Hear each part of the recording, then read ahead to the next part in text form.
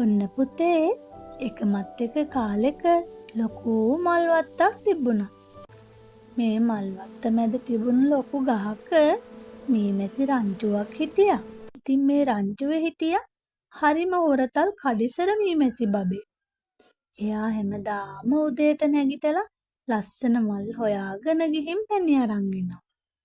දවසක් මීමැසි රංචුවේ නායකයා හැමෝටම කිව්වා, යාළුවනේ දැන් ඉස්සරහට ලොකු වැස්ස කාලයක් එනවා. අපි කෑම හිඟවෙන්න පුළුවන් නිසා හැමෝම එකතු වෙලා මේ දවස් ටිකේ පැණි ගොඩක් එකතු කරමු. ඊට පස්සේ අපි ලොකු මේ වදයක් හදමු. ඉතින් සමහර මීමැස්සෝ කිව්වා, අයියෝ තව කල් තියෙනවනේ. අපි පස්සේ කරමු කියලා.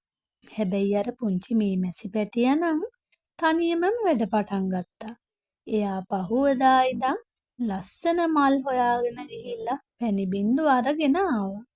ඉතින් මෙයාගේ උනන්දුව දැකලා එයාගේ තව යාළුවෝ කීප දෙනෙකුත් උදව්වට ආවා. ඉතින් ඊළඟ දවසේ මේ යාළුවෝ දැකලා මුළු රංචුවම එකතු වුණා. එයාලා හැමෝම මල් පැණි ගෙනල්ලා මේ වදේ පුරවන්න උදව් වුණා. සමහර අය මේ වදේ තව ලොකු කරලා හැදුවා.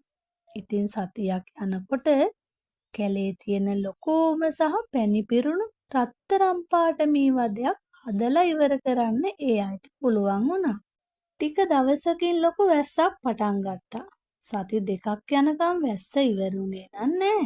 අනිත් සත්තු කෑම නැතුව බඩගින්නේ ඉන්නකොට මීමැසි රංචුව Taman එකතු වෙලා හදපු මේ වදේ පැණි බිබී සතුටින් හිටියා. ඉතින් පුතේ අපිත් අද කරන්න තියෙන වැඩේ අදම කරන්න ඕනේ. කම්මැලි නැතුව වැඩ කරන අයට කවදාවත් වරදින්නේ නැහැ. ඉතින් පුංචි යාළුවනේ මම subscribe කරන්න